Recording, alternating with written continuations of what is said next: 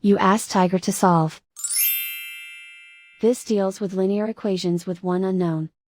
The final result is x equals -9. Let's solve it step by step. Simplify the expression. Group like terms.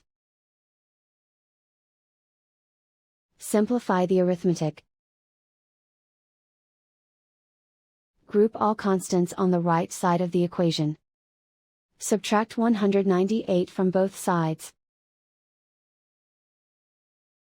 Simplify the arithmetic.